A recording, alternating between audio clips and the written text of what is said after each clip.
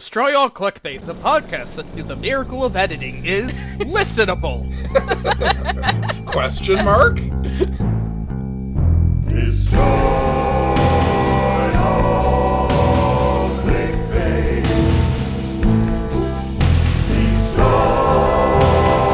all clickbait. Clickbait. Clickbait. Clickbait.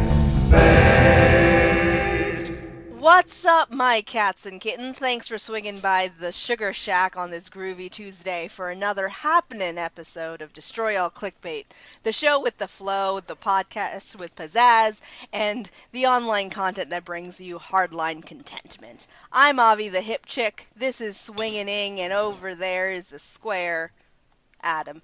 Hello, everyone. And Adam's lost his privileges to write the intros. Oh, dang, I thought I could get away with not taking credit for that one. That was all part of the plan. You honestly think that I'm clever enough to write something like that? Yes. No. Anyway. Honestly, I have not yet experienced your writing, so I don't know. I don't think I've That's ever because I don't write. I avoid writing whenever possible. Well, that would explain it, then. Yes. Yep. Very straightforward. Yeah. Anyway, Right. we had, so yes, it's been a tumultuous couple of weeks, and we actually didn't have a ton of clickbait last time, but we have lots today, so, Well, last week we also had, election night jitters. Yeah, so election night there was jitters. that. yeah. Well, that's all over. God, and was that election night one, It or was was. that a week prior? It was. That Yeah. was Dear that was God, last. what- I know. It's last been 1 week week. was Fucking election year night. so long. Last week. Last week felt like 5 years. Somebody put on Tumblr a perspective that the Tide Pod controversy Yup. Yeah. was January of this year. Yeah. And that feels like a thing from 2 years ago. Yeah. That was January of this year. Black Panther came out in February. Yeah. Infinity War was May. Uh-huh. The hell? This is also why I was very confused and presumed that The Good Place was like on season 6. No, just season 3. Just on 3. But to be fair, it's better for years to go by slowly than it is for them to go by, like, so quickly that you're like, oops, I'm dead. You know what I mean? No! Well, no, because one, if that were the case, yay, I'm dead. But Oh, also, come on, I man, wouldn't be come so on. fucking tired all the time. Uh-huh. Like I feel like the year had a normal pace until about August, and then that's when it slowed down. I feel That's like what it felt like it January went took slower. forever. All right, so where are we starting off with? Are we starting Superheroes. with millennial superheroes? Okay, let's Yeah. start with superheroes. Because we actually got have 2 for two articles. superheroes. Yes. Yeah, and how they're bad influences on everybody, mostly kids. Yes. So there was a Guardian article by a woman Yeah. writing about how she's worried about how her child is into superheroes because she thinks they're bad role models for her, 5-year-old child at this point? Something like that. Yeah. And it's very much... it's very much the writing of someone who doesn't really know superheroes very well. I am trying to scan through the first 2 paragraphs of it, and this is the most fucking crazy balls what the hell writing I've ever seen. Uh-huh, yeah. Well, I mean, these are the second... Okay, so this is the first paragraph. I will just read it out loud. I shouldn't be surprised, really, because I gave him a hero's name. Names are kind of a parental prayer, and I wanted him to be kind and strong. So I gave him a king's name, which I'm keeping to myself. Not George, something better and more optimistic, because none of the Georges were as happy, and not Henry, which preens too much, and hoped for the best. Uh-huh. The fuck? Well, that makes slightly more sense if you're British, I think. She's talking about the kings of England, I believe. That's what it seems like, because those are the only kings that ever existed in history. Well, I mean, it's a British article, but I don't understand what makes William a heroic name. That's the part I'm confused about. Also, can I point out there that she says that she's not going to say what name it does, and then slips that it's William. Yeah. 2 paragraphs down there. It's like, good job, editors! Thanks for catching that. And Yoda says it's very clearly King Herod. Yeah. And thus was born my firstborn son, my scion, Kubla Khan. Yes. My son Caligula didn't turn out so well. I don't know why. I mean, Anyway. granted, if we're talking about superheroes, there is a celebrity who named his first son Kal-El, because why not? Yes, and that would be Nicolas Cage. I don't remember. Nicolas Cage. It's Nicolas Cage. Yes. Is it Nicolas Cage? Yes, I don't remember who it was. Nicolas Cage is a huge nerd for comic books. Yes. That's why okay. he even took the name Nicolas Cage from Luke Cage, because his real name is Nicholas Coppola. That I knew, yes. Yes. That's right. And he got to play Superman finally in Teen Titans Go, which I haven't seen yet. But anyway, but yes. Okay, but hold on. The second paragraph, I'm trying to just decode it. I hope for other things, too. Based on my ideal, it can only be an ideal. I was brought up with a sister of what a happy boy should be. It is vaguely pre-war, this ideal, an urchin with a conker in his pocket, inspired by what made me happy as a child, which was being dirty and outdoors, reading books, and daydreaming about access to an unlimited amounts of animal fat. Are you a werewolf? That almost sounded like unlimited access to animals. Sure, unlimited access to fat. I get it. They're talking about, but when you make it animal fat, that somehow makes it now, extra if weird. It was unlimited amounts of sugar or candy, or since we're British, treacle, this would make sense. But animal fat, it's like. This just makes me imagine kind of like the children from The Brood, but like they're breaking into to a Waffle House to steal the bacon fat from the fryer. Yeah, I was gonna say, unless British kids grow up like literally eating lard, like not cooking with lard, but literally eating lard. You can have Is a British lolly just like a congealed slab of fat that they stuck a stick in and give it to you? Here you go, there, youngin'. Now there you suck on this for a wee bit, why don't you know? Now, like and here's a conker for your pocket. Like Americans will deep fry just about anything just to see how things taste deep fried. Gensley, but if the British do legitimately have a thing of just eating lard straight, they do, and they're pretty. I say this as a guy whose family is from England. There's some pretty heavy lard in their cuisine at times. Okay, so I'm sorry.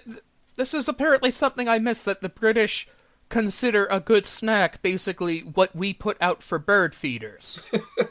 Which is just a lump of suet with some nuts in it. Yeah, well, there you go. I mean, that's, but anyway, that kind of mindset is what leads to articles like this, apparently, because it should be noted, she has a husband who won't admit to liking any film made after 1950.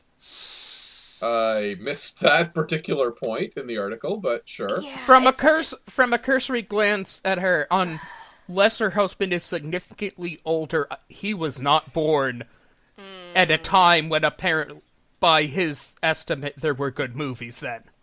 At one point, she talks about a Peter Biskind book. This is sort of a few paragraphs down, which says, the superhero craze, I stopped short of, she says she doesn't agree with it, but she kind of is muscling up to it, which is, I stopped short of believing that the superhero craze helped create political extremism, as Peter Biskind suggests in his recent book, The Sky is Falling, How Vampires, Zombies, Androids, and Superheroes Made America Great for Extremism, which... Extremism.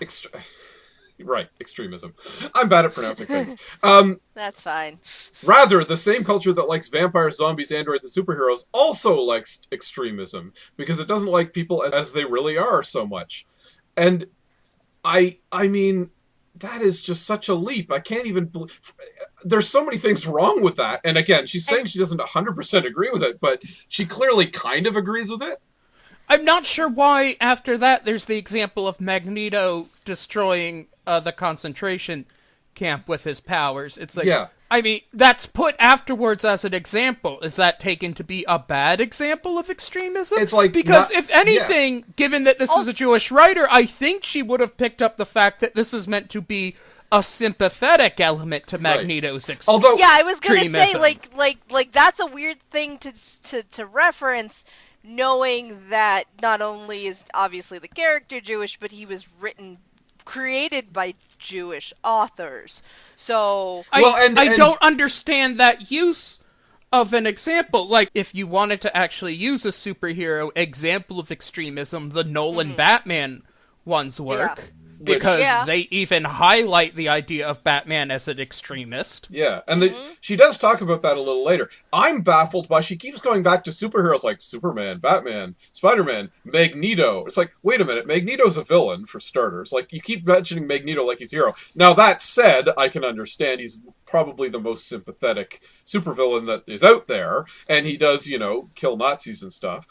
So, there's that. But in this case, it seems like she's talking about extremism, and then she puts, like, and then Nazi stuff is in one of the movies. And it's the most lazy kind of thing, because they sort of put two things next to each other, and you're supposed to associate them.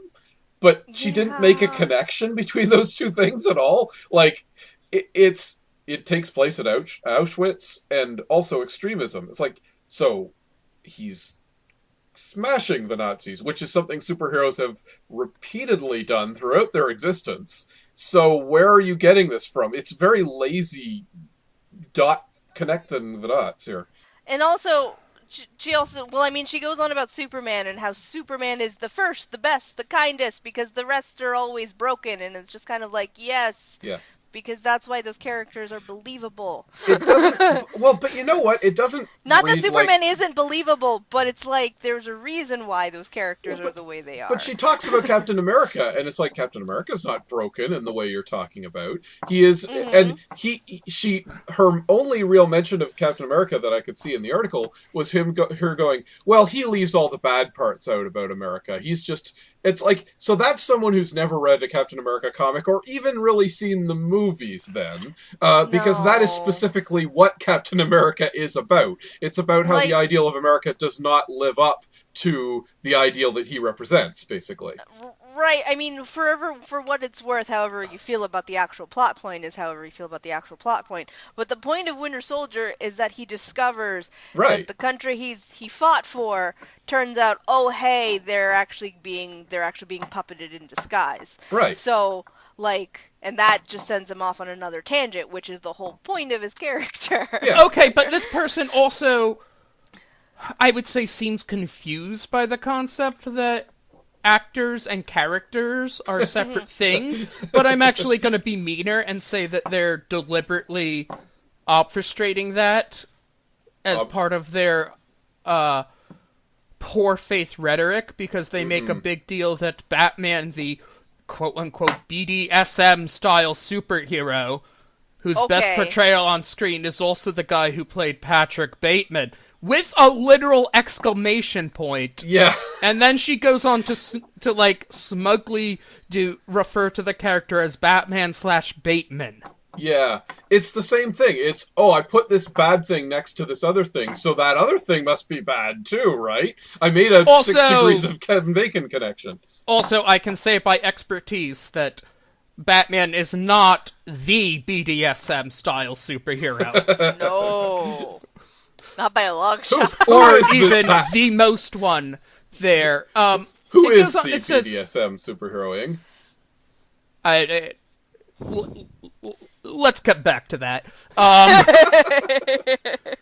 But it goes on that their big problem, the heroes are bad role models, that they are either unexceptional men made exceptional by tragedy, Batman, Iron Man, Hulk, and Magneto, or by the application of powers, Batman, Iron Man, Hulk, Captain America, and the X-Men. He is usually narcissistic, but it just says Iron Man, is often depressive or frozen in ice. Okay, so a few things there. But anti-intellectualism is essential. None of the superheroes seem to read book, except Professor X, of X-Men. Okay, now, so let's... That one is just... So there's a few things with this. One, why did you even include the Frozen in Ice example, which is just Captain America, and isn't a moral failing? Yeah, so many of them are bitten by radioactive spiders. Two, the unexceptional man made exceptional by tragedy. I mean, I don't even know what to say for it except just to make, like, a jack-off hand gesture with that. Yeah. But why, for the application of powers, do they list Batman, who doesn't have powers? Right. Well, his power is white privilege, but... And why do they keep listing Magneto as a hero? That is really weird. Well, she wouldn't know this, but technically Magneto is currently part of the X-Men, I think. Right. Okay, But she wouldn't know this! Like, just watching the movie, she wouldn't know this! Yeah, I presume they're talking about the movies, of which Magneto is always the antagonist. Right. Yeah. Well, I'll give her a pass on that. She repeatedly mentions that she's Jewish, and Magneto's a guy who kills Nazis and is against fascism, and has always been portrayed heavily sympathetically to the point where people wear Magneto's rights to. So I'll give her a pass on that one. That's, fair enough. But it does smack of, with everything else in the article, that she just doesn't know what she's talking about, basically. No, she really doesn't know what she's talking about. Oh, I'm sorry! There is a quote that just made my fucking head explode. I am bringing him, my son, up as Jewish, but that has no Lego set or pajamas and no superhero. Oh my god.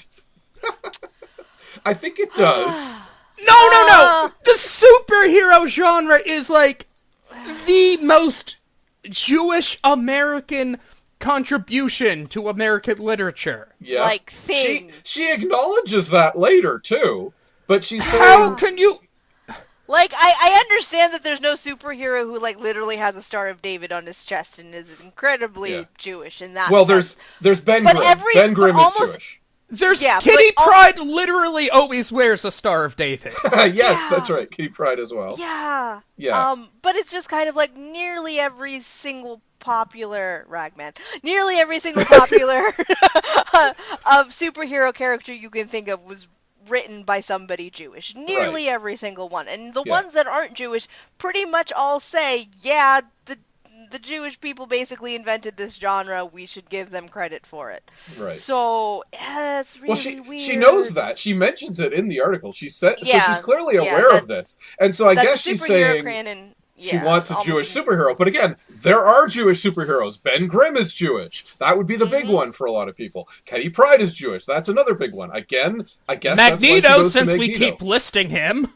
Going back to what you just said, so there's a paragraph later. She goes, Superman came in 1938, a response to the Great Depression. Batman, 39, with the beginnings of the Second World War. Okay, fine, whatever. That the superhero canon was created almost entirely by Jewish immigrants, Jerry Siegel and Joe Shuster, Bob Kane and Bill Finger, is more a matter for psychologists than hacks, but I suspect they just wanted to be taller and to smash things, like my son. Like, you just said it was created by Jews on the eve of the World War II, and you don't think there might have been another psychological element to that you're not acknowledging with that. You're just going, oh, they just want to be taller and smash things. Like, come on!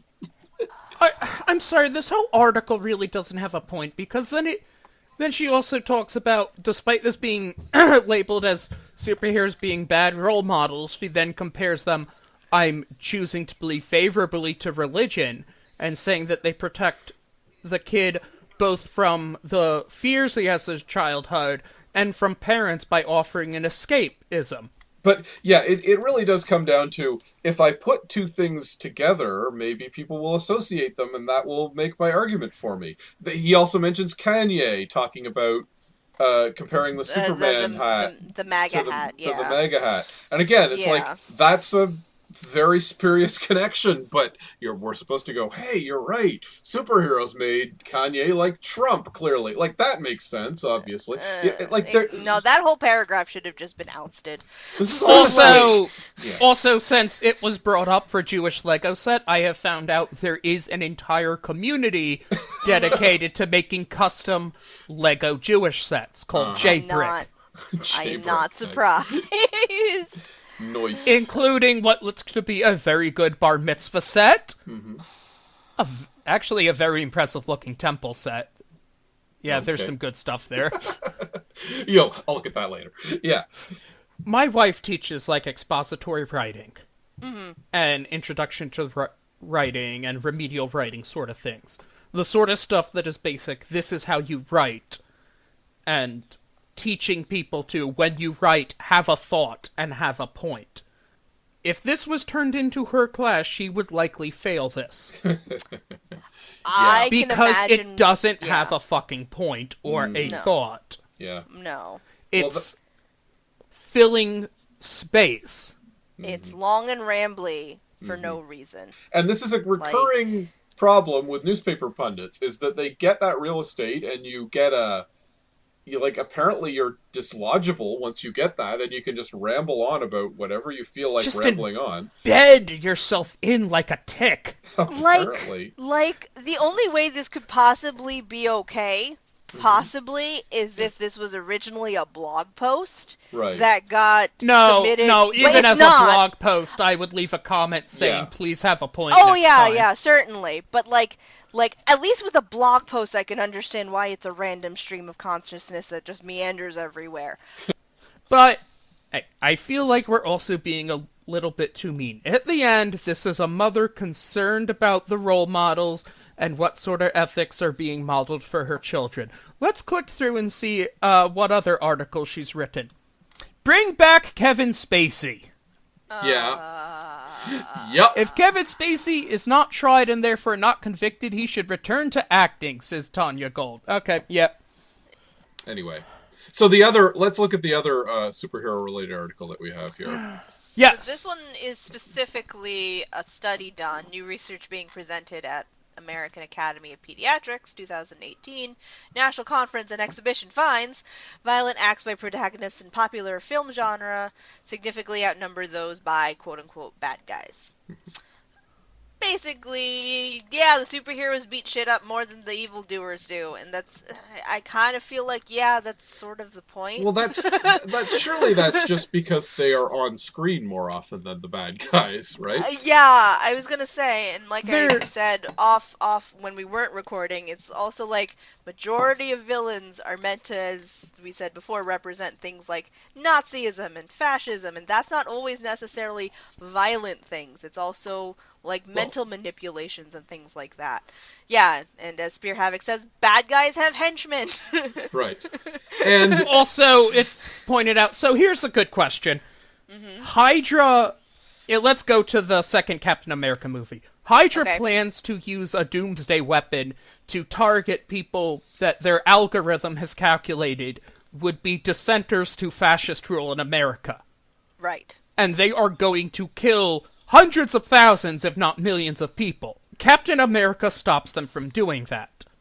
Now, does Captain America blowing up those helicarriers that are aiming guns at literally hundreds, if not thousands of people, that counts as an act of violence? Right. Does the fact that they were aiming those weapons at people but did not get the chance to fire them count as an act of violence? yes, Yeah. exactly. That is exactly the point. You know what's funny about that? You can now translate that exact discussion onto the current discussions we're having in real life about like Antifa and things like that, where you go, oh, they're violent. It's like, yeah, are they violent, or are they preventing actual violence from occurring even though they hadn't managed to do anything at that point because they were prevented from doing it? And that's the nature Right. of supervillainy, is I've got an evil plan and it's chugging away in the background until it's about to come to fruition in the final reel, and that's when the hero stops me. But up until that point, I maybe haven't done anything actively violent because I'm readying things for my evil plan. So, you know, it is a little... Now, of course, this is a study of pediatrics, so I'm going to assume that it's tied into, like, how does the behavior affect children, basically. Right. And the kids are just going to see the punching, you know, they're not maybe going to understand the big, ominous, evil Well, that's plan. also, let's stop there, because it's a consistent thing that they are underestimating children. Children do, in general, understand the context to it.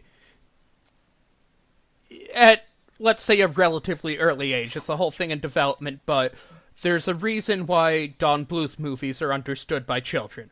Okay, so this study categorized the violent acts as fighting, lethal weapon use, destruction of property, murder, and bullying/intimidation/torture. Yep. And here's the thing, that those are different degrees of it, but different degrees of violent actions, but then they all rolled them up into one pool, Right. and then divided them by time to get a frequency thing.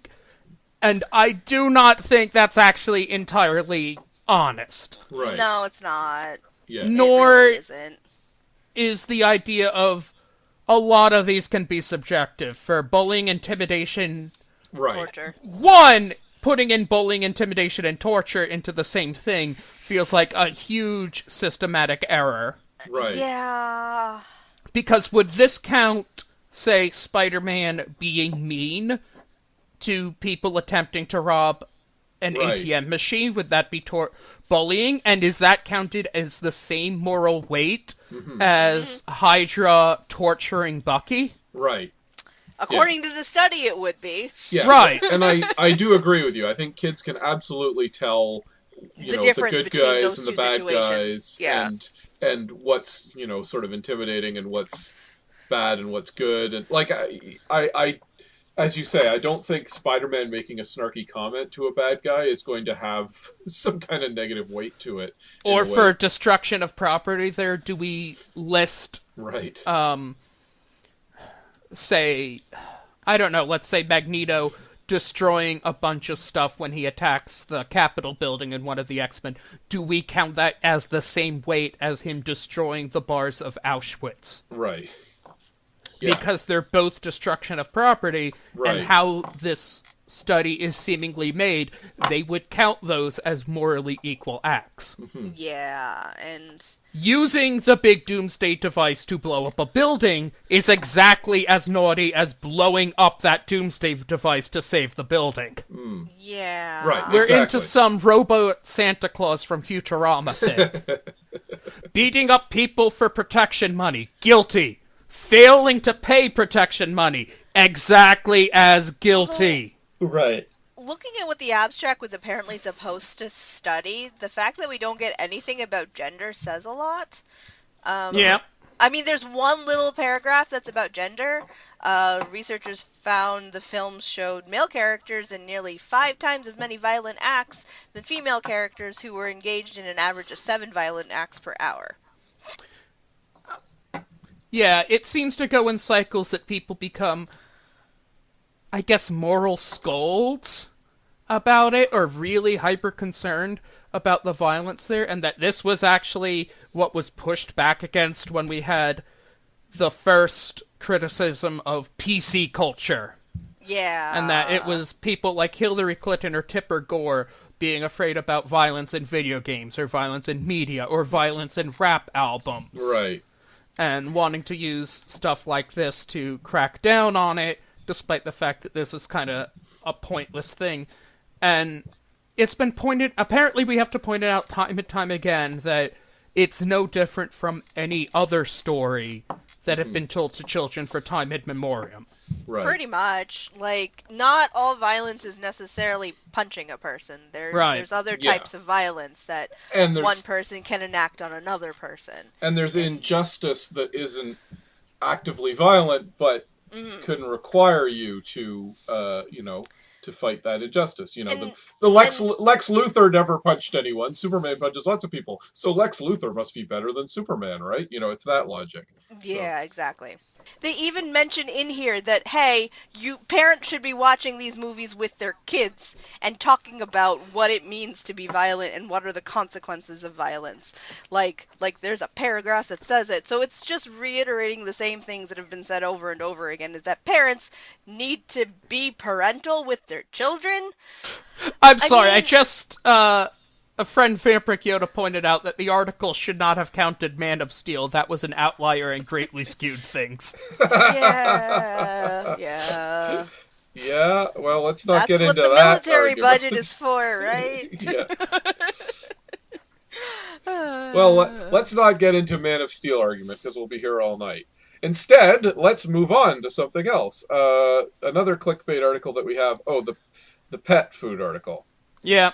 Millennials are treating pets like their firstborn child, and it's reportedly causing problems for some of the best-known pet food brands that, want to feed your dogs and cats sawdust.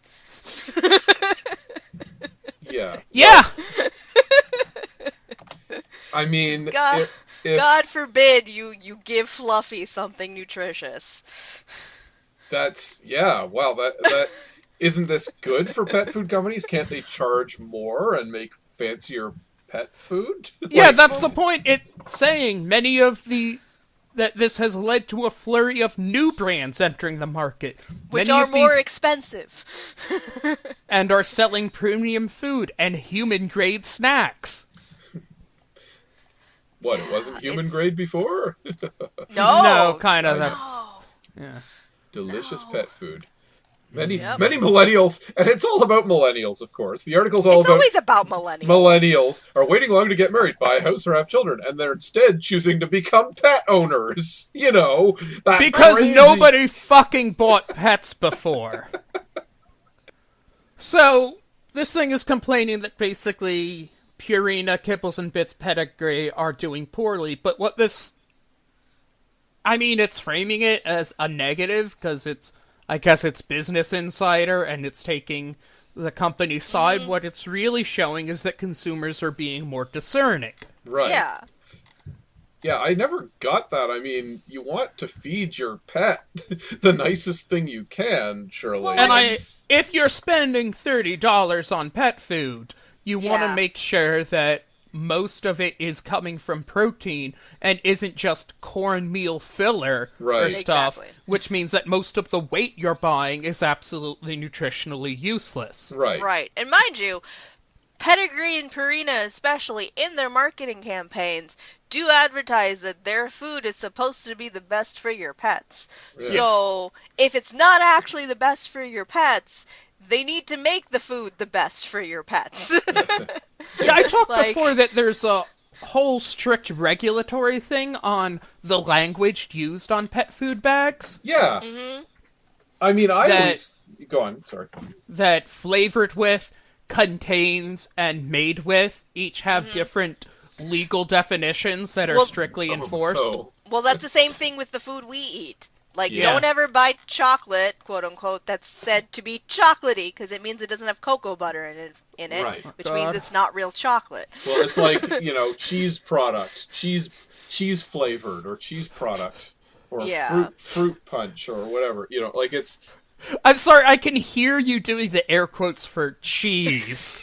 Cheese! Well, I mean, cheese going back to Kraft singles again, they made a really big deal when they started to use real milk. No, yeah. Well. Oh god, remember when McDonald's kind of freaked everyone out by advertising that their chicken McNuggets were now with real chicken? Yeah. Or specifically now with real white meat? White chicken meat, and that really disturbed people, wondering what the hell they were eating before.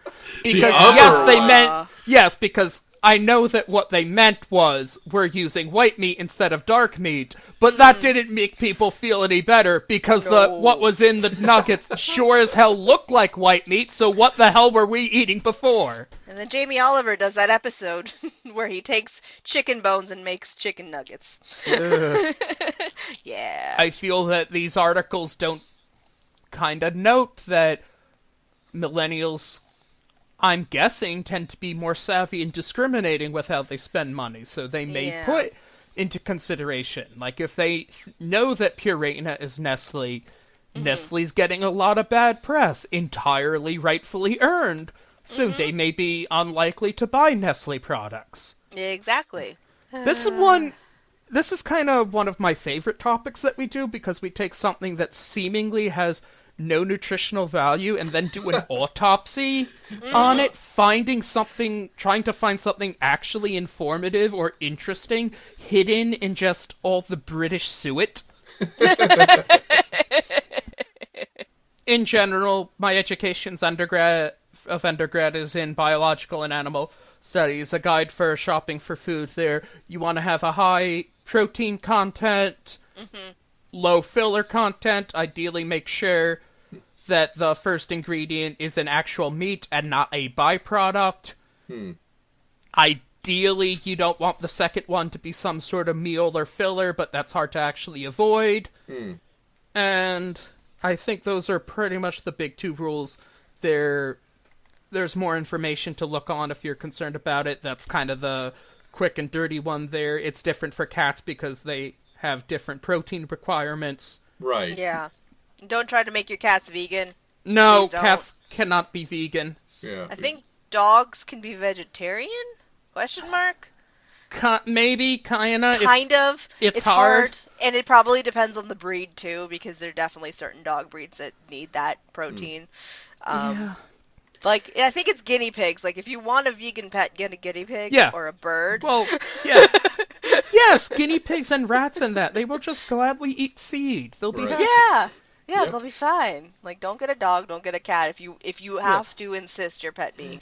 No, cats literally cannot be vegan. Yeah, no. No, There was an article a few years ago about how a couple basically had a malnourished cat because they wanted to make it vegan like them. The big topic of the week, which is Detective Pikachu. Detective Pikachu. Like, dropped yesterday.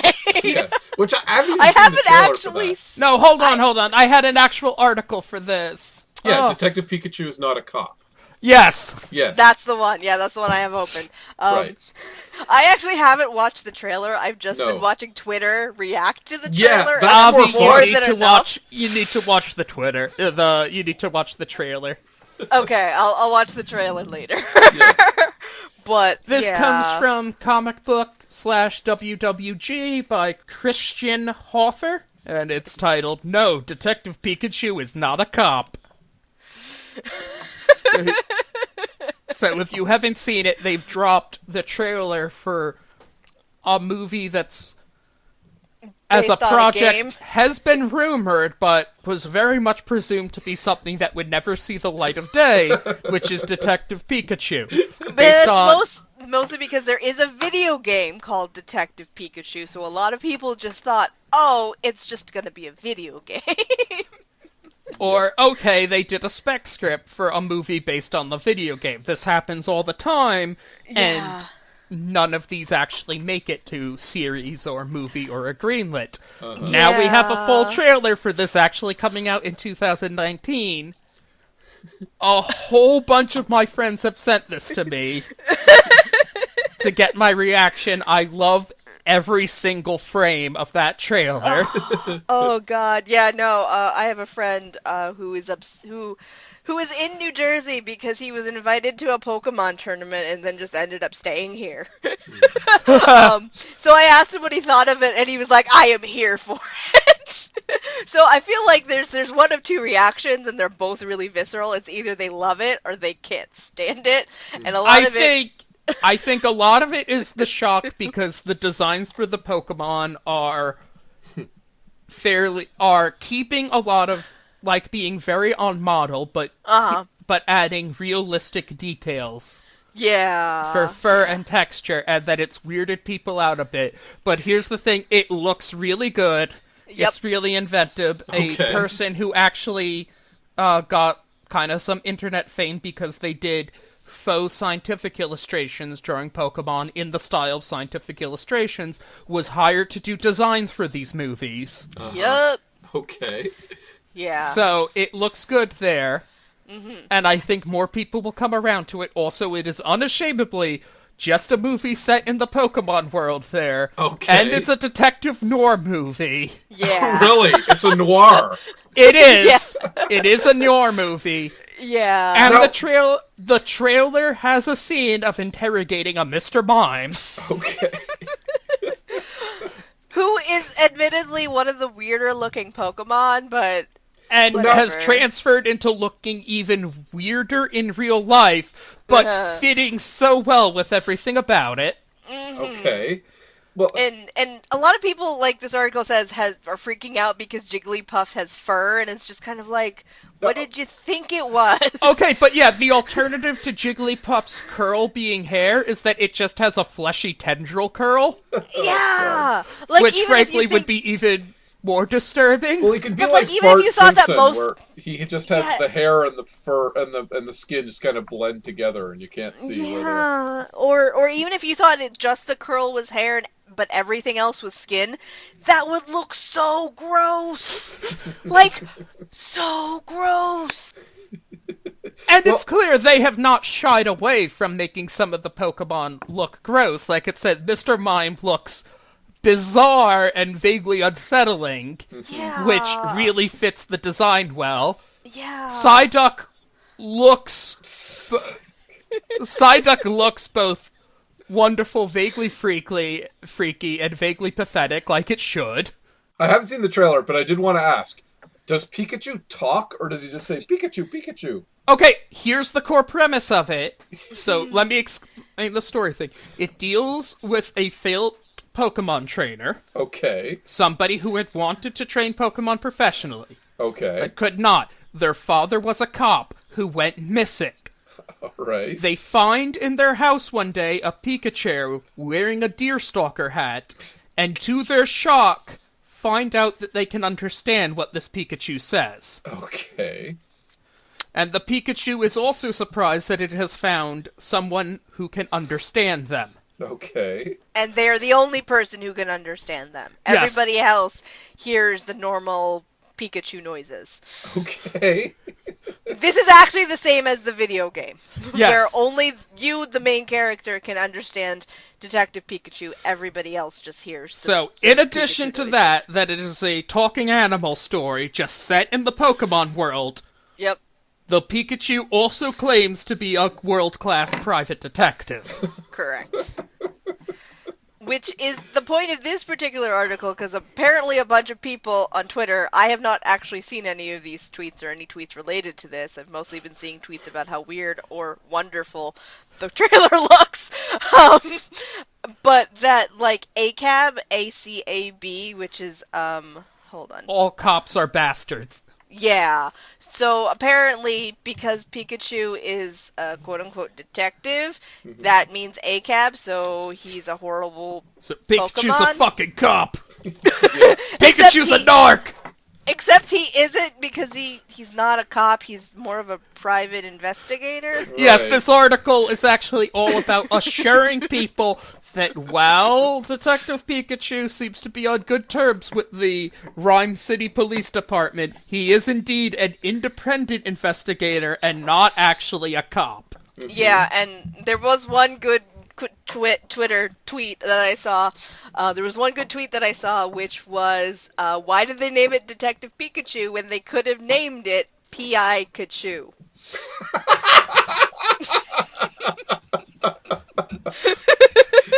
Oh, well done. Well done. Yeah, I don't remember who tweeted that, but I enjoyed that. I very have to much. share this last paragraph because it's wonderful. Private Okay. detectives in fiction are often seen as a check on police departments, helping to root out corruption and taking on the cases the police won't investigate.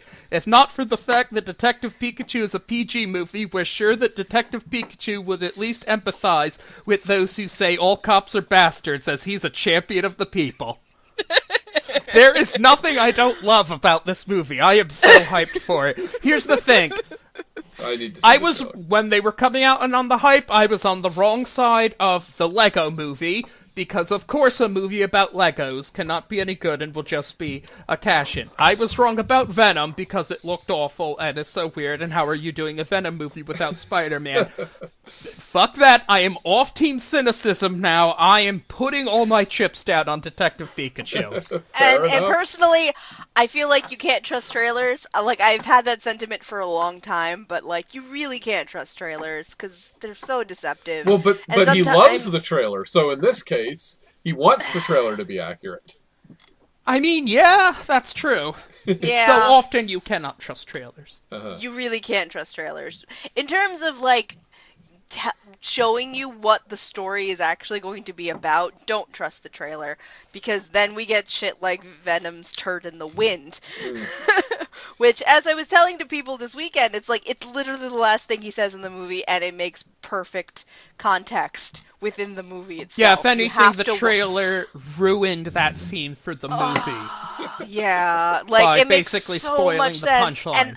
And I didn't want to spoil the movie for people who hadn't seen it, and with the whole loser lines that are in it, because it's so good. It's so good. And they're never gonna make comics of that Venom, because why would they? I mean, you say that, but... We're going to be able to say Ken Watanabe in the movie Detective Pikachu. Now, is he playing Pikachu's owner, or is he playing Pikachu? No, he's, I believe that he's playing the main character, played by Justice Smiths. Okay. Who was a friend of that character's father. Okay. Ah, okay. And he's I think that he's playing the Commissioner Gordon to Detective Pikachu's Batman. That's great. I love that.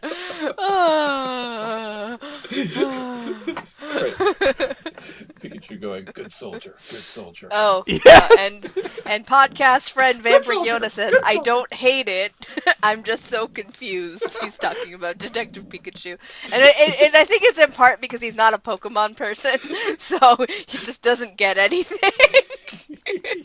I actually think that movie-wise, this is a good move, because there have been stateside dubs and adaptations of the animated movies for Pokemon, which are based on the anime there. They've done, so-so. There's always been Pokemon fans. They're very popular with children. So, Pokemon itself, its core concept, is kind of ingrained in the culture now. People get it. So, this kind of is a good idea if you wanted to do just an American Pokemon movie. Pretty much, yeah. And Yoda, we actually talked about how a lot of people only thought that it was just going to be the game because the game dropped, and then we kind of didn't hear about the movie, and except for like jokes about how Deadpool is Pikachu. Yeah, previously the big thing about Detective Pikachu on the internet is that there was a petition for Nintendo to approach Danny DeVito to be the voice of Detective Pikachu. Yeah. To which Danny DeVito replied, "What's a Pikachu?" God bless him for not knowing what a Pikachu is. Doesn't he have grandchildren? I was gonna say, I'm slightly surprised he isn't aware of what it is. Although there was a great Tumblr post about of featuring Britney Spears and how she has a T-shirt that says "Pokemon" on it, and a lot of people were like, "Good for her! She's being a good parent to her kids, even though she probably doesn't know what Pokemon is." And then somebody mentioned, "Y'all know that she literally had a song on the first movie's soundtrack, right?" Well, I love that people love Pokemon that much. Of all the things from like the 90s, which I guess, I don't know if Pokemon's actually from the 90s or only in America. Yes, it's 90s. No, it is. It's a 90s thing. Very much a 90s thing. And even in Japan, it was in the 90s. Are you saying? Yes. Yeah, okay. Yep. Fair enough. It was only a year after it released in Japan that it released over here. Okay, It was just alright. a year difference. Well, I like that people like it, and that it's become such... I would not have picked that. I mean, technically, yeah, Mighty Morphin Power Rangers is still around, but I don't think it's anywhere on the level of peak Pokemon with, like, of kids loving it still as passionately as other things. So, I mean... I think Power Rangers has a chance to come back because the movie wasn't as horrible as a lot of people were expecting it to be. I mean, they're still making actual seasons of Power Rangers, too. There's also really? that, but I don't think it quite Yeah. has the amount of fervor. There we go, that's the picture of Britney Spears and her son is Lord Frieza. But yeah, so I don't think there's quite as much fervor in comparison to how it was in the 90s. So, but it's worth a chance, so... I just love finding excuses to where we have to explain obscure nerd shit to Adam, or popular nerd shit to Adam, to What his are these confusion. video games that you speak of? A game which one interacts with on a computational on a screen? screen? Yeah. Of some kind? Unheard of. Why, this shall make $1,000 easily. Anyway, You don't even play D&D, Adam. Come I know, on. I'm bad. I'm a bad nerd. I'm late to the nerd lifestyle. Indeed. Well, I think we're at the point where we need to sign off for the evening. And so, once again, we'll say goodnight until next week. Also, shout out to Mr. Stan Lee, who passed on earlier this week. We're not going to do any clickbait about him. He deserves better than that.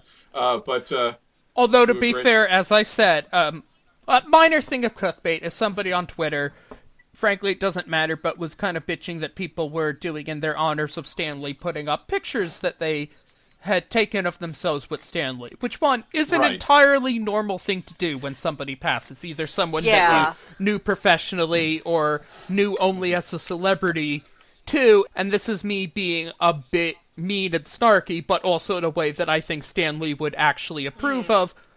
Right. If there was any way to honor the memory of Stan Lee, it's by self-promotion. Yes, this is very true. And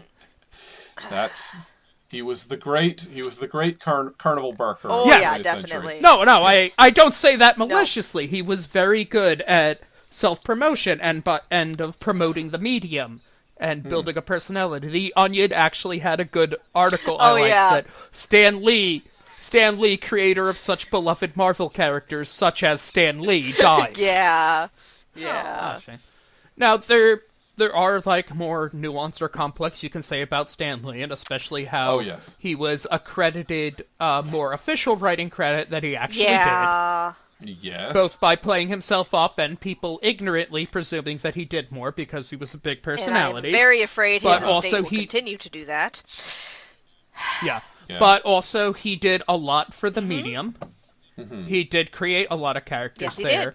And he did also do a lot to promote... I don't want to say fandom, because now that has a bad word, but of sort of promoting a fun and inclusive sort of atmosphere with it, with the letters to the editor columns that he had ran. Right.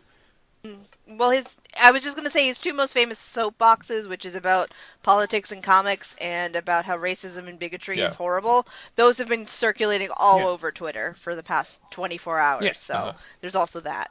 Yeah.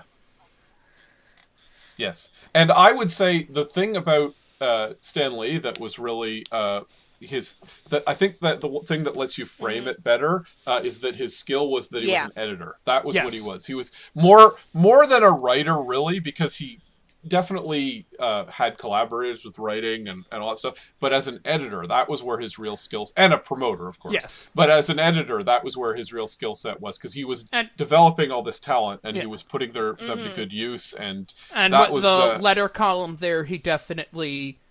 While, of course, he earned a lot of credit himself, both unearned and not, that did also promote the idea and awareness of the people making comics as genuine talent. Exactly. Right. And of promoting an interaction between that and the audience. Exactly. Right. That was something, he did. And just the mere fact that he was giving them as much credit as he did, which wasn't always common at that point for people to really be known in the comic book world as opposed to the comic strip world, people to know who the writers and artists were who were doing it. And, I mean, he did it to promote himself, but he also did it to promote everyone around him as well. So that... and when I say that he was a showman, that's not exactly an insult. That is itself an entirely bunch of skills, and while it is while stuff like advertising, like sales, it's often seen as negatively, it can be a very impressive art form almost in of itself. And Stan Lee definitely was a master of that craft. That is very true. Right. Yep. He was. Well, so pour one out for Stan Lee tonight, as we say, and please recognize us and check out our Patreons, which we all have. We will provide the links below, as always. A reminder that we do record these on Tuesdays between 6 and 8 o'clock or thereabouts, so you can follow along with the Twitch stream. We'll provide that link as well. And we're all Eastern Standard Time. Eastern Standard Time. Thank you, Abby. Yes, that's correct. Eastern Standard Time. Got to make sure that people know. People in California tuning in going, hey, they told me there was a show. When's the show? Exactly. As the way people in California talk.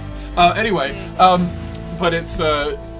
we're all on Twitter. Prankster36 is me. AviViave is Abby. And Ing Dammit is Ing. So we will keep you apprised of whatever's happening with the show, as always. So anyway, but we'll sign off now, and good luck. Have a nice night, avoiding the clickbait that lurches at you from out of the darkness, and we'll see you all next week. Goodbye, everyone. Bye.